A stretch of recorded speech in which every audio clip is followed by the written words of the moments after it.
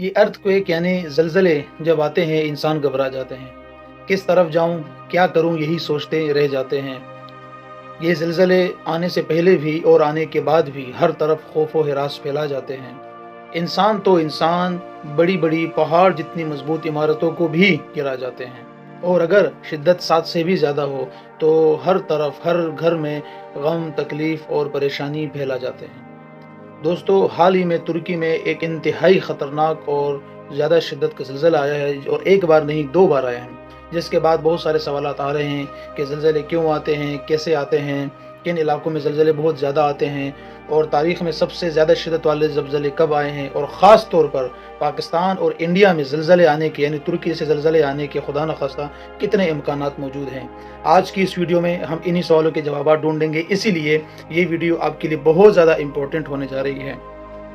तो वीडियो को गौर से देखिएगा और समझने की कोशिश कीजिएगा।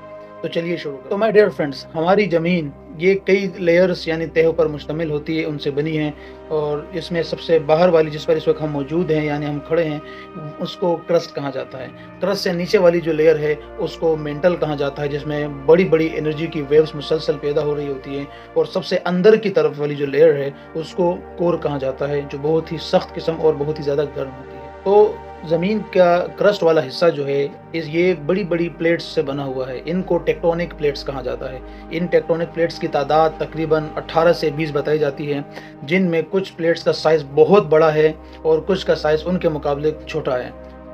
इन ही प्लेट्स के ऊपर हमारे तमाम कॉन्टिनेंट्स यानी बरआज़म और समंदर मौजूद है। तो ये टेक्टोनिक प्लेट्स मुसलसल हरकत कर रही होती है क्योंकि जो मेंटल वाला हिस्सा होता है वहाँ पर एनर्जी की बड़ी बड़ी वेव्स पैदा होती हैं, जिसकी वजह से ये टेक्टोनिक प्लेट्स मुसलसल हरकत में होती हैं और इसी वजह से हमारे जो कॉन्टिनेंट्स यानी बरआज़म हैं ये भी हरकत करते हैं और तकरीबन हर साल आधे इंच से लेकर 4 इंच तक ये अपनी जगह से आगे या पीछे चले जाते हैं। और इन्हीं हरकत टेक्टोनिक प्लेट्स की हरकत की वजह से अक्सर इन 2 प्लेट्स के किनारे एक दूसरे से टकरा जाते हैं।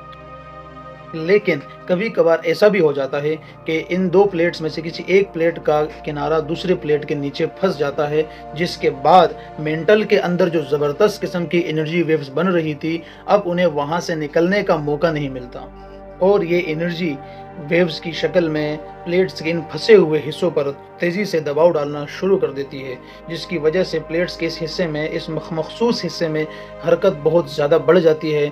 लेकिन वो क्योंकि फंसे हुए होते हैं तो उससे एक झटके की शिद्दत पैदा होती है, जिसको हम ज़मीन पर अर्थक्वेक की शक्ल में महसूस करते हैं। जैसे पानी में पत्थर गिरने से दायरे की शक्ल में लहरें पैदा होती हैं, ज़लज़ले से पैदा होने वाली लहरें भी इसी तरह दायरे में अपना असर दिखाती है। इन ज़लज़लों की शिद्दत को मापने का जो स्केल है उसे रेक्टर स्केल कहा जाता है, जो अमेरिकी साइंटिस्ट चार्ल्स रेक्टर ने इन्वेंट किया था और इसकी पैमाइश तकरीबन 0 से 10 तक की जाती है। तो साइंसदानों के मुताबिक हर साल पूरी दुनिया में तकरीबन 13 लाख ज़लज़ले आते हैं, जिनकी शिद्दत 3 से यानी रेक्टर स्केल की 3 से कम होती है और अक्सर तो ये महसूस भी नहीं होती। लेकिन शिद्दत 7 से ऊपर के जो ज़लज़ले होते हैं ये काफ़ी ज़्यादा ख़तरनाक और काफ़ी ज़्यादा नुकसानदेह होते हैं। तो माय डियर फ्रेंड्स, अगर हम ये देखें कि सबसे ज़्यादा वाले शिद्दत के ज़लज़ले यानी अर्थक्वेक्स कहाँ पर आए हैं, तो इस हिसाब से जो हमारी रिकॉर्ड मिलता है उसमें 1960 में चिली के एक इलाके वेल्दिविया में तकरीबन 9.5 यानी 9.5 रेक्टर का जो ज़लज़ला था वो आया था, जिसमें तकरीबन 1600 लोगों की जानें गई थी और 20 लाख जो ख़ानदान थे वो बेघर हो गए थे। इसी तरह अमेरिका की एक रियासत अलास्का में 1964 यानी 1964 में तकरीबन 9.2 यानी 9.2 शिद्दत का ज़लज़ला आया था और ये इतनी शिद्दत का था कि ज़मीन, वहाँ की जो सड़कें थी वो तकरीबन 20 फुट ज़मीन के अंदर धंस गई थी। और अगर हम पाकिस्तान की बात करें तो सबसे ज़्यादा जो ख़तरनाक ज़लज़ला था वो 2005 में आज़ाद कश्मीर के इलाके मुज़फ़्फ़राबाद में आया था, जिसकी शिद्दत तकरीबन 7.6 यानी 7.6 थी और इसमें 80 लाख लोगों की जानें चली गई थी और तकरीबन 5 लाख ख़ानदान बेघर हो गए थे।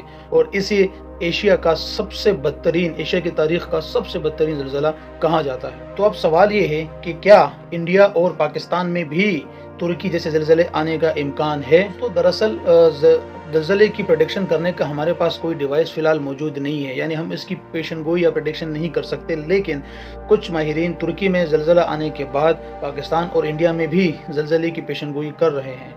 यहाँ मैं आपको ये बताता चलूँ कि तुर्की में इतनी शिद्दत का ज़लज़ले आने की वजह भी यही बताई जाती है कि ये जो इलाका है ये इन्हीं टेक्टोनिक प्लेट्स के किनारे मिलने वाले किनारों पर मौजूद है।